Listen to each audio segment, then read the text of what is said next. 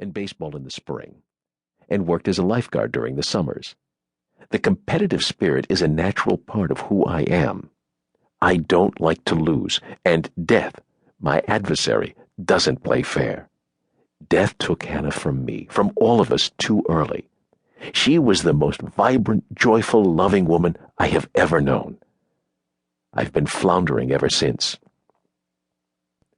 Although I fought death, my enemy, from the day I became a doctor, it's why I became a doctor, I learned to understand it in a different, more complex way. I learned death can be a friend even while it's the enemy. As she lay dying, Hannah, who loved me so completely and knew me so well, showed me that ultimate truth.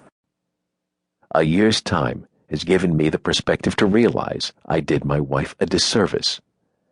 My biggest regret is that I refused to accept the fact that she was dying. As a result, I held on to her far longer than I should have. I refused to relinquish her when she was ready to leave me. Selfishly, I couldn't bear to let her go. Even when she'd drifted into unconsciousness, I sat by her bedside night and day, unable to believe that there wouldn't be a miracle. It's stupid. As a medical professional, I certainly know better. Yet I clung to her. Now I realize that my stubbornness, my unwillingness to release her to God, held back her spirit, tied her to earth, to me. When I recognized the futility of it all, when I saw what I was doing to Hannah's parents and to Richie, I knew I had to let her go. I left Hannah's room and got a hold of myself. I hadn't slept in days, hadn't eaten, nor had I shaved, which means I probably looked even more pathetic than I felt. I went back to our home, showered, forced down a bowl of soup, and slept for 3 uninterrupted hours. When I returned, the immediate family had gathered around her bedside. Hannah's heart rate had slowed, and it was only a matter of minutes. Then, just before she died, she opened her eyes, looked directly at me, and smiled.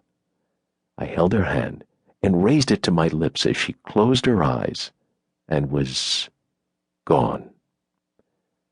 That last smile will stay with me forever. Every night as I press my head against the pillow, the final image in my mind is Hannah's farewell smile. "Hey, Michael, a beer?" Richie asked. He doesn't call me Mike. No one does. Even as a kid, I was never a Mike. Sure. My concentration wasn't on the game or on much of anything, really. Without glancing at the scoreboard, I couldn't have told you who was ahead. I went through the motions, jumped to my feet whenever Richie did. I shouted and made noise along with the rest of the crowd, but I didn't care about the game. I hadn't cared about anything for a long time, except my work.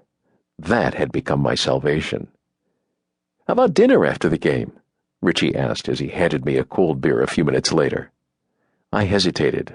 All that awaited me was an empty house and my memories of Hannah. Sure. I didn't have much of an appetite, though. I rarely did these days. Great! He took a long swig of beer and turned back to the field. I hadn't done my brother-in-law any favors by agreeing to attend this game. These weren't cheap seats, either. Richie had paid big bucks for box seats behind home plate, and I'd basically ignored the entire game. I should have made an excuse and let him take someone else. But I didn't want to be alone. Not today. Every other day of the year, I was perfectly content with my own company. But not today. The game must have been over because almost before I was aware of it, people were leaving. "Great game," I said, making the effort. "We'd lost," Richie muttered. I hadn't been paying enough attention to notice. Richie slapped me on the back and headed out of the stadium. That was his way of telling me he understood. Half an hour later, we sat in a friendly sports bar not far from Safeco Field. I stared at the menu, wishing I could conjure up an appetite. Over the past year, I'd lost nearly 20 pounds. Food was a necessity, and that was the only reason I bothered. I usually ate on the run, without interest or forethought. I needed something in my belly, so I grabbed a protein bar or a vegetable drink.